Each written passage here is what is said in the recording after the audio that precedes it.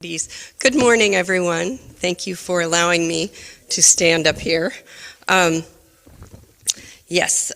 begin with a quote from Gautama Buddha. Good morning. Every experience, no matter how bad it seems, holds within a blessing of some kind. The goal is to find it. Like every person here today or on Zoom or actually has ever lived, my story is full of things that did not kill me but made me stronger. I'm not unique, except I do cry and cuss a lot, so I apologize for doing either one of those today. It's a bit of a nervous tick for me. I just happened to be standing behind this pulpit on this freezing morning, completely terrified, but going for it anyway, trying to rely on that inner strength, that pricey resilience I have been given, wanting to talk about it to my favorite group of fellow seekers and friends. And now the Reader's Digest version of what has led me to this moment. My life fell spectacularly apart. Basically a country song on steroid-induced hallucinogens, and a Greek tragedy minus the sleeping with your relatives or murdering them. There will always be a theater reference with me, sorry. And all of it has brought me here with you, hoping that what I have to share resonates, or at minimum does not put you to sleep. Maybe something I brush past will spark a curiosity, a question, or a response that leads to meaningful conversation. That is my hoped-for result of all this speechifying before you today. Not answers, not conclusions, but maybe a little more faith in survival of the uncertain, a bit more comfort with the discomfort of uttering the brave, vulnerable phrase, "I don't know." And an openness to the power of gratitude for all of it. The wonderful wins and the painful losses, the successes and the struggles, the falling down again and again, and the courageous act of getting back up again and again and again. You will hear plenty of wise people quoted in my talk today. I collect quotes like my cousin Claire collects Disney paraphernalia. I come from a family of Disneyphiles, obsessively, joyfully, unrelenting in the quest for more. I hoard quotes.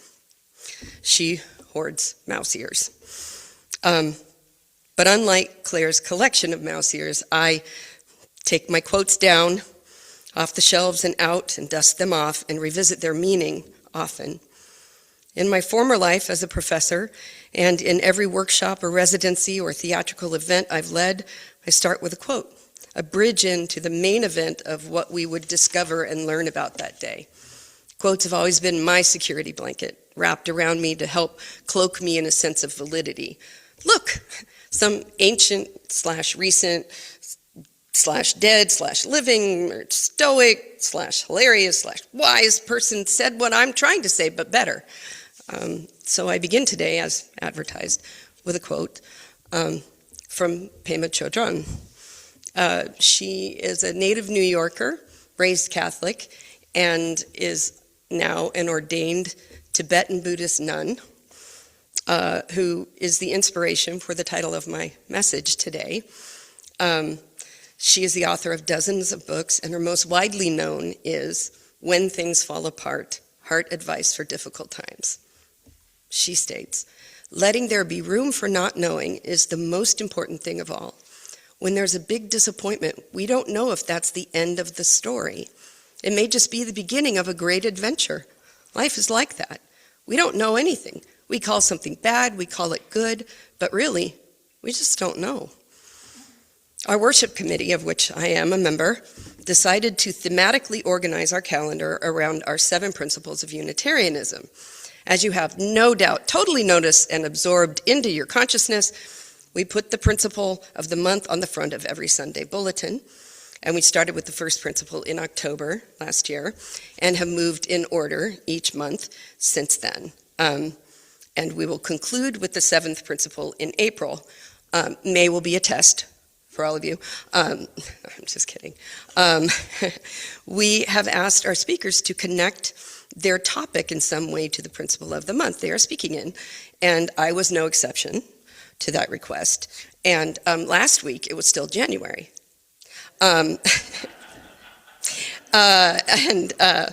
January was designated to exploring the fourth principle, a free and responsible search for truth and meaning. So that is the main focus of my topic.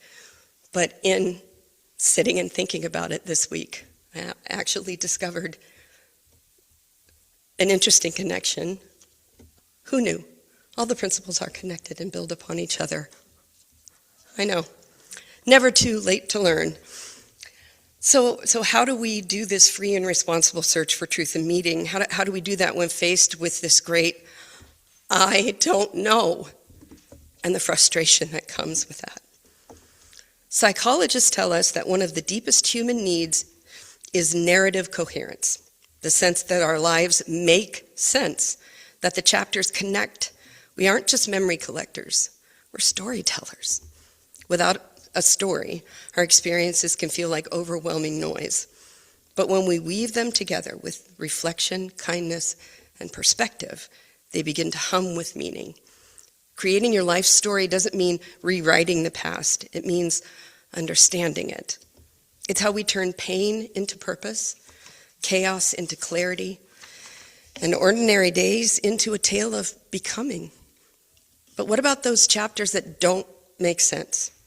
What do you do when the hits and the losses and the unbelievable pain and confusion feel like they don't let up long enough for any perspective on the story you're currently living through? I think we can relate to that right now. What then? When you can see your life as a story, gratitude naturally follows. Because even the hardest chapters reveal their gifts in time. In time. I'm not, nor have I ever been, a patient person, but at the end of my proverbial rope of the last 2 years of, seriously, WTF, I can, if requested, regale you with gritty details, but this isn't a story about my Job-esque, that's the only reference to the Bible I will give, Job-esque dumpster fire of a life of the last couple of years, especially this last year. It is about my learning from it.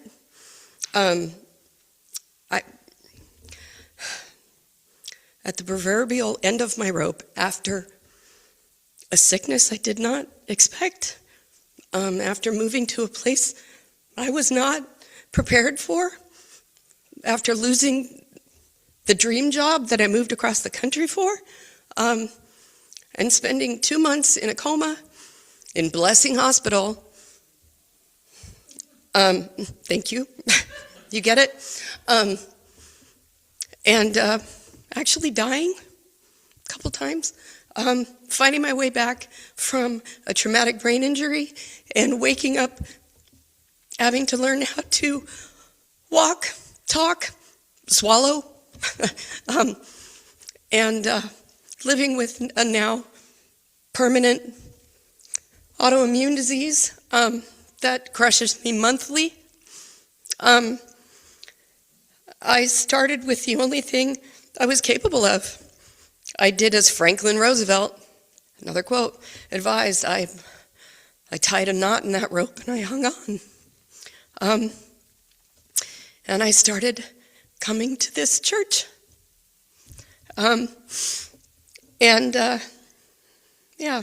So now, my fellow seekers and friends, I invite you to think back to a time you fell. Not just a stumble, but a hard, soul-shaking, life-altering fall, and not even necessarily of your own making or missteps, although the feelings of shame and humiliation can rise up just as strongly in the aftermath, whether it's your choices or the moire, those Greek goddesses of fate. who unleashed the Furies upon you, right? I'm always going to go back to Greek tragedy. I'm sorry. It's a theater person in me. There seems to be an infinite variety of ways to fall. The moment a brave project fails, a difficult conversation goes wrong, your heart is broken, or you cheat death but find yourself asking, what the bleep did I survive for? So think back to that time you truly fell hard, when the warp and weft of the fabric of your carefully woven life disintegrated to lint in your hands. In the silence that followed, what was the story you told yourself? For most of us, me included, it's a story of shame, of not being good enough, of failure being the final word. But what if that moment, the one where, new metaphor here, you are face down on the arena floor, covered in dust and disappointment. What if that's not the end? What if, as Pema suggests, it's the beginning of witnessing your own courage, finding your grace, and living in gratitude, not in spite of the fall, but because of it. In her book, Rising Strong, Brene Brown talks about falling. That falling is not a weakness. It's the inevitable price of courage. It is the undeniable proof that you were brave enough to show up at all. We can choose comfort or we can choose courage, but we can't have both. To live a full life is to step into the arena, knowing you will get your heart broken. The real measure of a life is not whether we fall, but how we rise. The fall feels like a failure, but it is actually a proof of payment. It's the evidence that you paid the price of admission to a brave and wholehearted life. The scrape on your knee proves you were in the race. The ache in your heart proves you were willing to love. The sting of disappointment proves you were willing to dare. And the fact that you did survive that health crisis could very well be the universe's way of telling you to surrender the endless striving. Humble your hubris, put on your patience pants, and lean into allowing a faith that all will eventually be well, that this too shall pass. Maybe like a kidney stone, but it will pass. At least that's the message I finally heard after surviving the last year of vertigo-inducing failures and falls. And the only approach that has kept me trudging my road of happy destiny, that's a quote for some friends of mine in a club I'm in, is this formula. Perspective plus gratitude equals acceptance. Trademark, Deb. Perspective plus gratitude equals acceptance. Acceptance in the uncertainties, the seemingly ceaseless array of twists, turns, and crashes on the path of my story.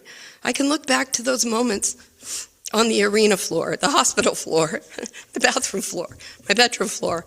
I fell a lot. I can, if I allow myself to shift my focus, look past the sting of the falls and see the fierce courage that got me there in the first place. I can see the me who chose to show up, to be seen, to risk it all, and fought to come back from death. I ask you again to think back to a time you fell, a time that hurt, and see yourself as the survivor you are.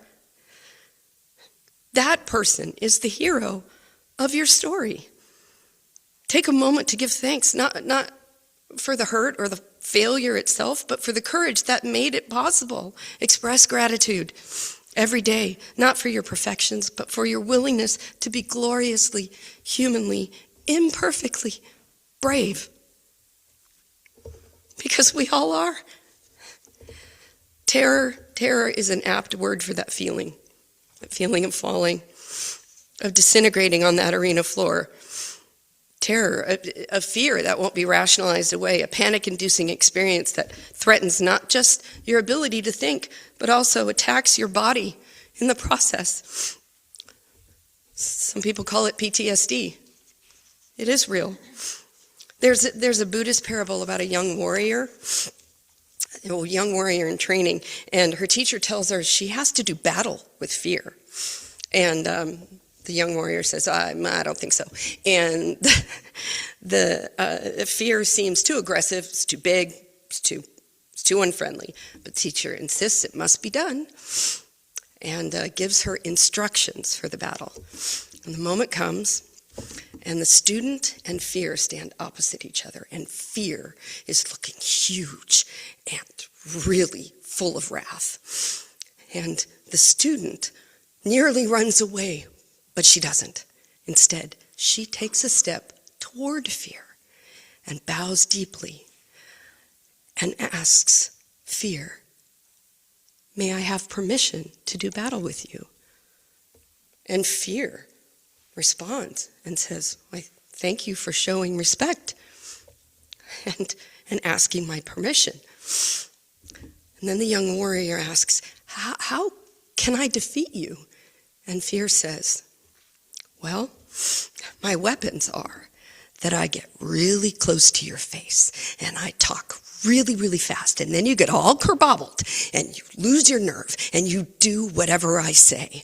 Now, you lose your nerve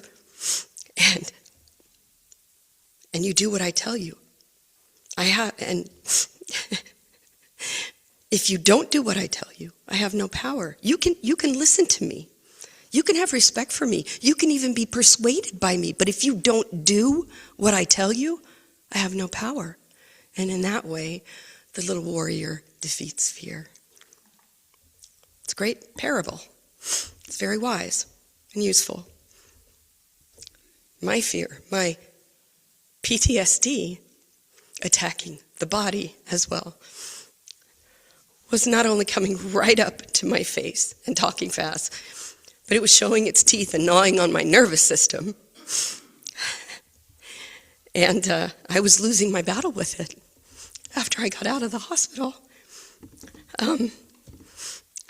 And I realized I must do something with all the strength those did not kill me events had given me. So I dove into my pile of quotes, and I also started going to therapy twice a week. Yes, and meditating every morning and doing a gratitude list every day. I started listening and following some advice other than the fear.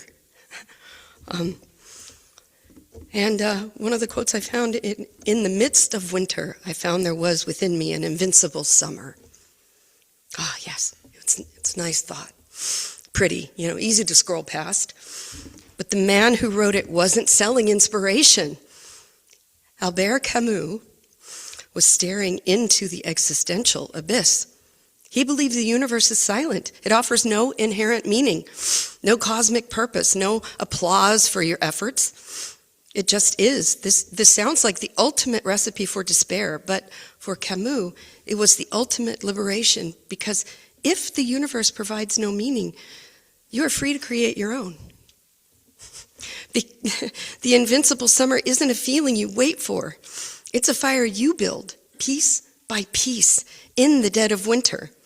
It's not about pretending the cold doesn't exist, but instead choosing to generate your own heat. Every choice to create, to connect, to show up with integrity and love and gratitude, that's fuel for the flames. And here is the beautiful paradox. The fire burns brightest not when life is easy, but when the cold is most biting. When I'm most afraid, I'd be grateful for what I have, and that fear monster recedes. The true test is generating your own heat in the storm. This isn't hope, it's agency. The realization hit me hard. I don't need the universe's permission to live a meaningful life. The revolt is not in pretending the winter isn't real. The revolt is building a fire anyway. The key is to sit long enough in front of the fire to realize you can harness its blaze to help ward off that fear monster, and you can stay warm even in the midst of the deer in the headlights, vagus nerve freeze of, holy shit, told you I cuss, I cry, I don't know. Our friend Pema advises that sticking with uncertainty is how we learn to relax in the midst of chaos, how we learn to stay upright when the ground beneath us suddenly disappears. We can bring ourselves back to our path countless times every day simply by exercising our willingness to rest in the uncertainty of the present moment over and over again. Be grateful. As we engage in a free and responsible search for truth and meaning, practicing gratitude, especially in the midst of our current turmoil and crisis and chaos, gratitude is recognizing those powerful truths, those graceful insights within us, and thanking life for making us soft enough to feel it all and brave enough to keep going. So today, give thanks not only for joy and comfort, but also for uncertainty and pain and chaos, the painful cracks in existence through which meaning and connection can shine. It is where our souls thrive. And oddly enough, that is the very thing that leads us right into February, the bedrock of the fifth principle of our faith, the right of conscience, and the use of the democratic process within our congregations and in society at large. We tend to jump straight to the word democratic and slide right into it's about voting and age. It absolutely is. But that bedrock phrase is the right of conscience. And that comes from that meaningful search, that search for truth and meaning.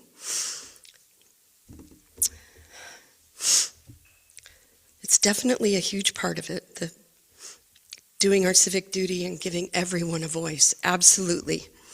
But if we overlook the free and responsible search for truth and meaning, that must be a precursor to any exercise of our right of conscience, we miss the point. I ask myself, do I have the right to try and explain what I mean? Do I even know what I mean? I don't know. What the hell does conscience have to do with things falling apart? Uncertainty and gratitude, being thankful for times of pain and confusion, presenting opportunities for our souls to grow in the light, shining through the cracks created by the falls and failures and repeated rising. Then obviously, I found a quote. It's a Unitarian one, though. A. Powell Davies, the great visionary and activist Unitarian minister of the 20th century, called conscience the sight of the soul. The soul being that innermost part of each person that yearns to move toward greater insight and wholeness. I realize that is exactly what I'm talking about today. Through the destruction and loss of just about everything I thought was my life, my body, my brain function, my eyesight, my career, who I always knew I was, I have been given the gift of a choice between a bitter future of victimhood and resentment or a brighter future of gratitude and wholeness for the growth of the sight of my soul. These dark times have strengthened my faith as a Unitarian, where I've seen that my conscience is not something that is directed by a God that is acting outside of me, but the spirit of a God dwelling deeply within me. And I can touch that spirit of life, Buddha, Brahma, Jehovah, the source, strawberry shortcake, call it what you will.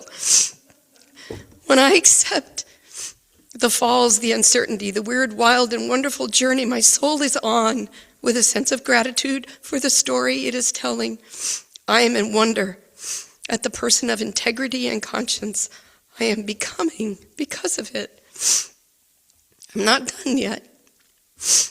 When the path is painful, let experience be your compass and gratitude your guide. In times of darkness, find and rejoice in the ugly cracks that let the light come in. Breathe in that place you find that affirms life and love and loss in all their glory and gory messiness. For it is where we all must return if our conscience, our soul, is to find its sight. Happy February. Thank you.